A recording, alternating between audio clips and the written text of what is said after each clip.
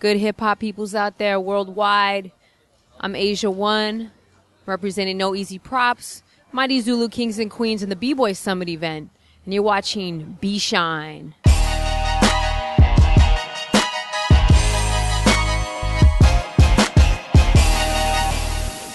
I grew up in the 70s. Was born in 71. I grew up in Denver, Colorado, in an urban area in Denver. And I'm a product of a biracial union between my father's from China and my mom's from Iowa. She's a white Midwestern woman. So you can imagine it was, that's already a different dynamic. And back then, you got to understand that the circumstances, that's right after the civil rights era. So you're talking about Jesse Jackson, Rainbow Coalition. And it was all about kind of assimilation at that point in the U.S. And there was a lot of pride actually then around people of color coming together and being American, which is an odd thought nowadays. But that was something that was really going on in the early 70s. So I think me being raised the way I was growing up in that type of dynamic around a lot of different kind of ethnic groups, I was already a progressive thinker at a young age. And then I could say as far as hip-hop, being from Denver, we got a little bit more of the West Coast influence in hip-hop, I would say, to some degree. And I went to a inner city high school in an area called Five Points. This is another interesting piece of information, but Denver at that point was also the first pilot city that they decided to start using the bus system to integrate the schools again. So that's pretty pivotal because basically I was bused into one of the poor neighborhoods in Denver, and I went to high school there. And I think that really influenced and inspired me because, I was growing up there around black kids and real creative kids. So a lot of the same kids that I already went to school with were also bused there, though. So these kids were into writing graffiti and, and dancing too. I could say that me, myself, I was always a little bit more on the fringes. I was a little too early to really be involved in the early 80s hip hop. I kind of didn't really fit in that good in high school. I was the type of person that sort of kept to myself because I didn't really want to be considered one thing. You had the preps, the jocks, all that kind of stuff. And that was also the time period in 82, around that time period. That was actually, I'm talking middle school now, more middle school, but that the Crips came and set up shop in Denver, and everybody in the neighborhood got down with the Crips, and it wasn't bad at first. It was actually kind of cool, but then eventually the crack came, prostitution and AIDS, and those three things kind of integrated into the dynamic of what used to be more of a community expression, kind of ended up being something that was marred with violence and really changed the dynamic for a lot of people.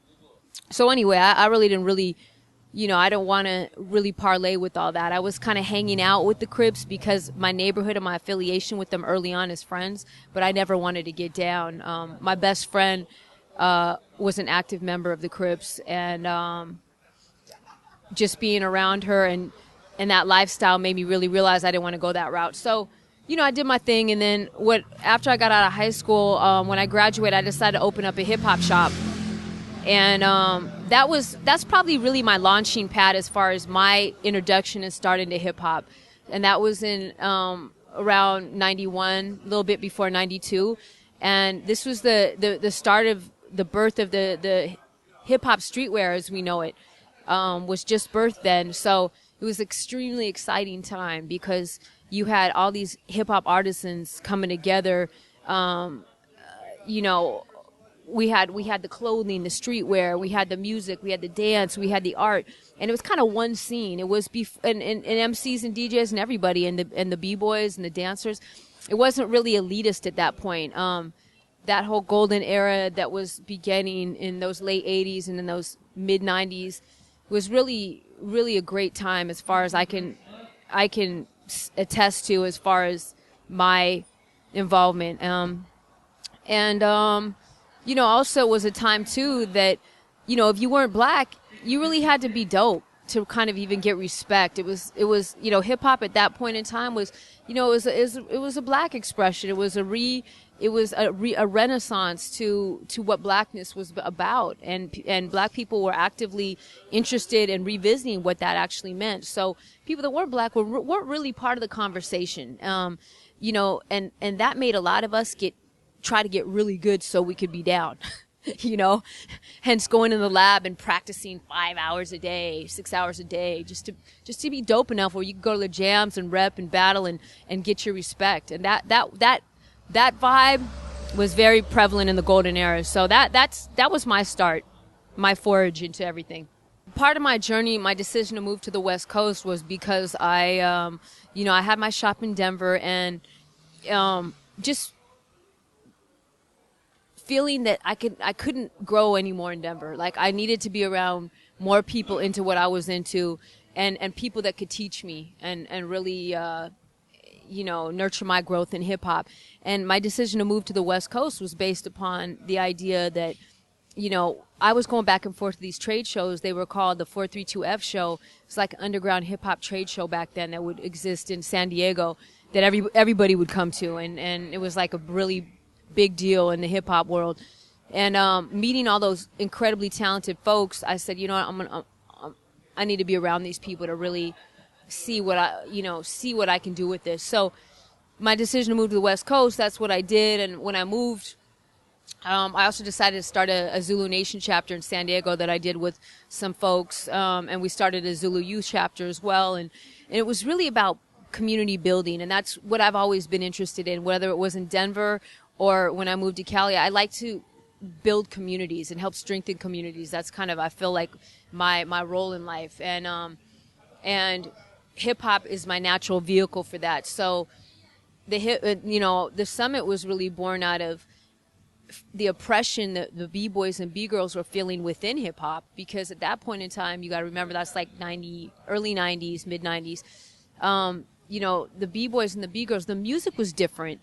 The boom bap sound was predominant, as KRS-One likes to say, and it was a little slow to break to. So freestyle dance was born, and freestyle dance, along with it, it came, a whole different identity, a different style of clothing. It was all about blunts and 40s and dreadlocks and Tommy Hilfiger and Nautica, and that wasn't really what we were into as B-boys and B-girls. So they didn't really give us any respect. They used to say, you guys are on that 82 shit. So the summit was born out of a need to really express to people that b-boying is the traditional dance of hip hop and it's never going to be played out, and to give us our own forum to actively express ourselves. So that's what it was born out of. But it was also it's also been a straight out hip hop event in tribute to the B-boys and the B-girls. It was never just like a B-boy event. It's never been like that. And again, because the mission was to reintroduce B-boying not to the regular world. We didn't care about it anywhere else. We just cared about it like in the context of hip hop. We wanted to get that respect from our fellow hip hop heads again. So that was really the mission. My mom and my dad were very supportive. My dad is he's passed away now, but he was a religious, he was a professor. He had a master's, he had a PhD, had 2 masters, a PhD. He was a scholar for life. He specialized in religious studies, specifically Chinese religions throughout throughout time. So he had a really open mind as far as what he felt living life was about and making your life worthy. And he thought hip hop was really interesting. I used to take him to jams, and he lived in Richmond. He lived in like North Richmond in the Bay, and I used to take him to jams, and he used to be like, he loved Public Enemy, because he said, because my dad was a Baptist minister at one point, and he said when he heard Chuck D, he was like, he sounds like an orator. He's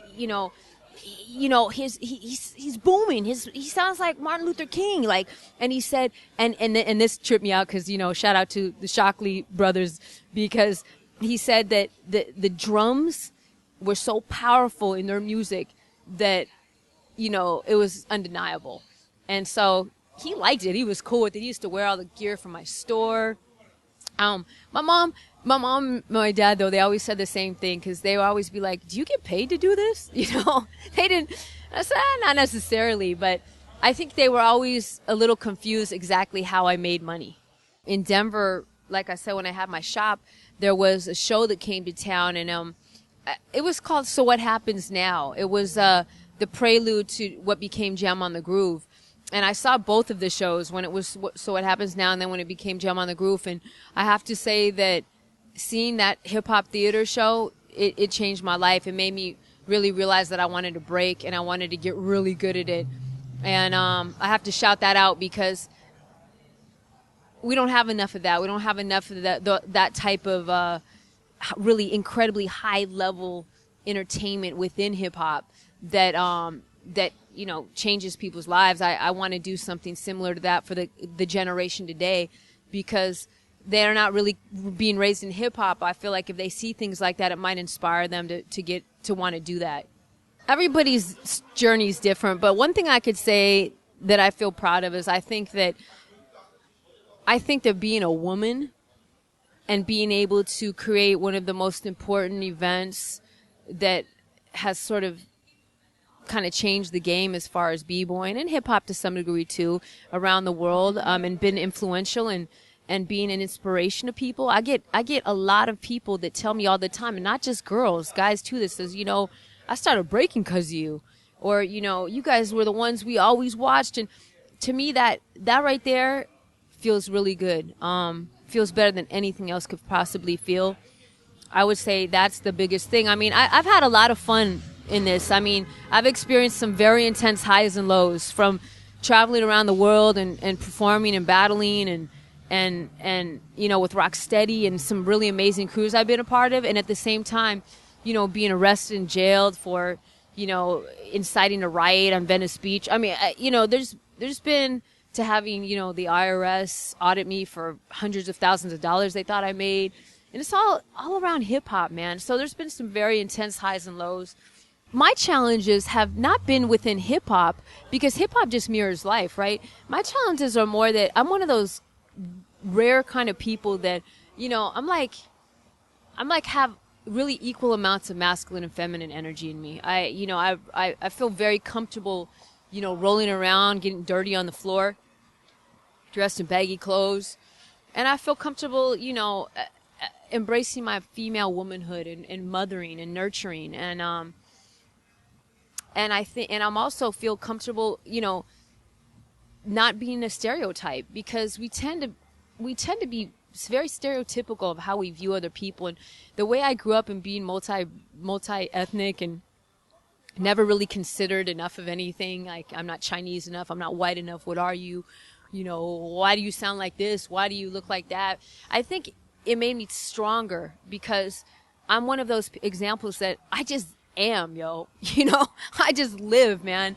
If I make you uncomfortable, then maybe that's good, because maybe it makes you question some of your values and the way that you perceive people. So, I think that's part of it. And also unfolding into your role, your bigger picture, what your purpose is in life. I mean, I want to be the next major big leader and revolutionary in this world, because being able to learn is such a privilege. And once you have that knowledge, you have a duty to do something with it. And I feel like now more than ever, I'm consumed with moving forward on this path of social justice. I've been influenced by a lot of folks, really on a dance level, obviously, and on a life level. You know what? I gotta quote one of my boys. I gotta give a shout out to my boy Alien Ness from Mighty Zulu Kings and Queens. He kind of coined this thing. It's gonna sound funny, but he always said, "Man, no wasted go downs." And I really take that in life. Like, you know what, man? You take everything like it's the last time you ever gonna do it, and then you're really gonna live. You're gonna get a lot of richness out of life if you approach it like there's no time to practice. You're always really at war, really, when you think about it. So no wasted go downs in life. I always remind myself of that.